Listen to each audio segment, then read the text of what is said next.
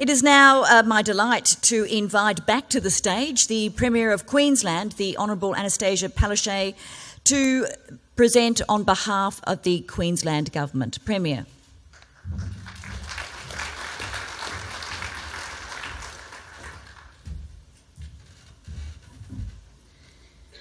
Thank you very much, and I think everyone will agree that the national campaign, of which all of the states and territories have also contributed to, hits the right message, and I think it's through that public awareness campaign that together we can make a difference.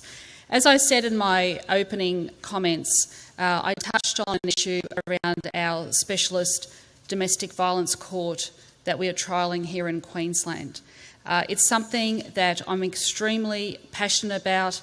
It's something that is working incredibly well. It's having fantastic results.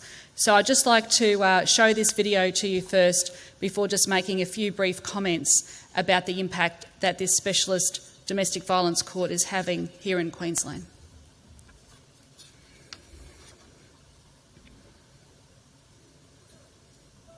A dear old lady relayed a story of when she was younger and during the course of her married life. The domestic violence was dreadful, so bad that she must have had a terrible feeling of hopelessness. When on the rare occasion the police did come to the residence, they told her to simply go inside, be a good little wife and make him a nice cup of tea. That's a long time ago, but that's something that does stick very much in my mind. A little boy I noticed leaning against a fence right out in the bush. I asked him what he'd like to be when he grew up. "I don't want to be anything," he said. The young policewoman I spoke to about him told me that he lives in horrific violence, that one of his parents had stabbed the other 29 times.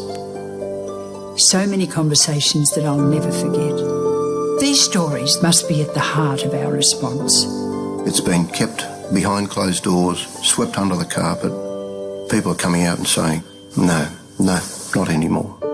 In Queensland, we've taken strong and positive action to put an end to domestic violence. When the task force was preparing our report, we wanted to make sure our recommendations were clear, directed to those responsible for putting them into action.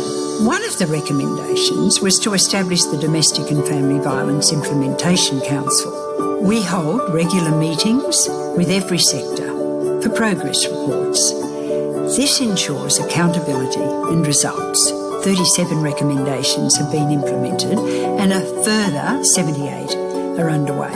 By the end of this year, more than half of our recommendations will have been implemented, translated into practice. Southport Specialist Domestic Violence Court was a direct outcome of a recommendation made by Quinton Bryce in her report. And it's all about trying to do what we did yesterday better tomorrow. We are specialists. We deal specifically with domestic violence. The most important tool we have is our voice. We must speak up, stand up and take action. I honestly hope that domestic violence becomes a thing of the past in my lifetime. Recommendations 96 and 97 of the Not Now, Not Ever report called for a specialist domestic violence courts with jurisdiction to deal with all related domestic and family violence and criminal breach proceedings. On the 1st of September last year, we began a trial of the specialist domestic and family violence court at Southport on the Gold Coast.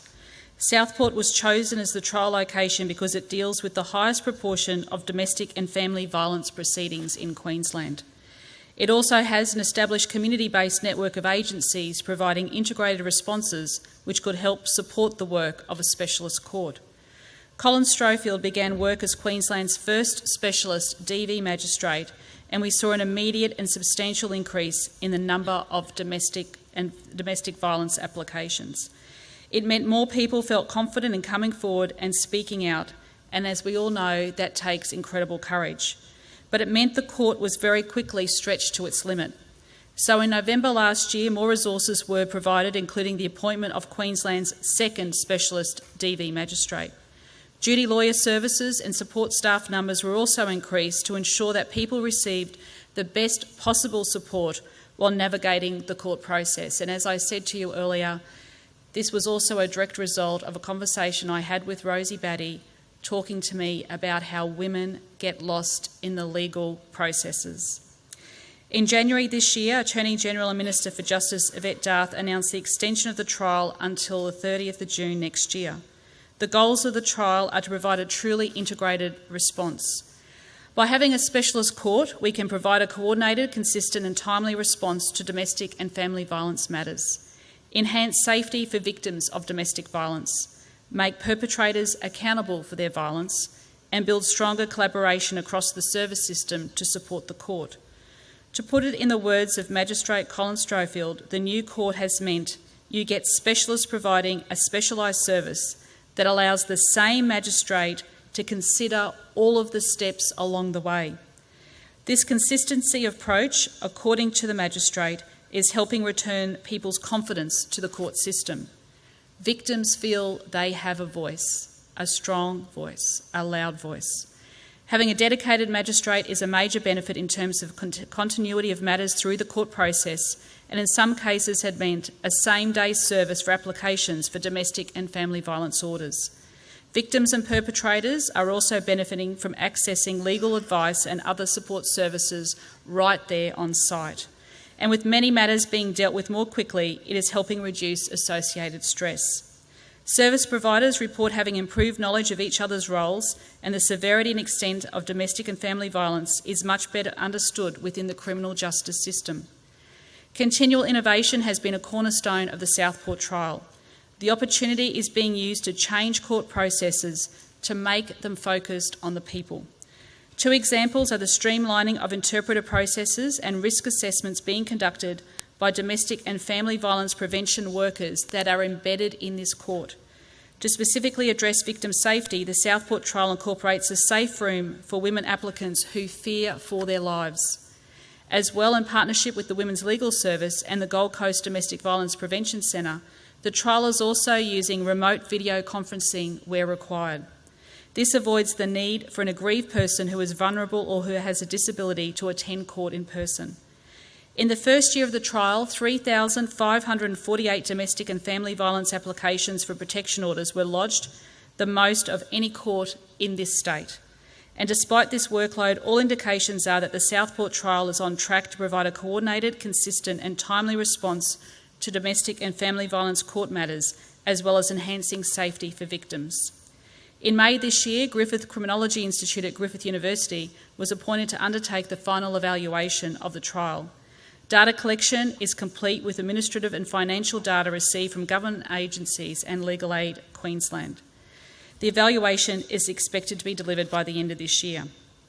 While we need to evaluate the results of this full trial, my government has seen fit to allocate $40.4 million towards the rollout of other specialist DV courts across our state. In summary, I just wanted to mention that this court is working. It's changing people's lives. It means women are not getting lost in the complexities of the legal system, and they have support services there to help them. By national campaigns and raising of awareness, what we are also seeing is an increased awareness for women to be making more complaints.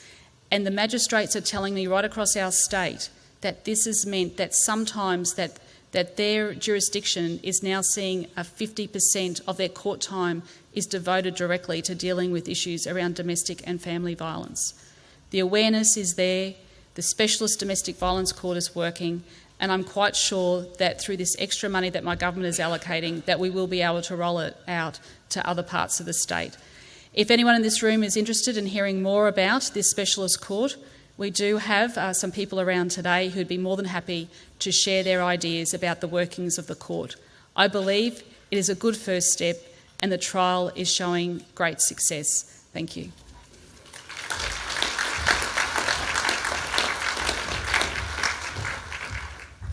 Premier Palaszczuk, thank you very much indeed.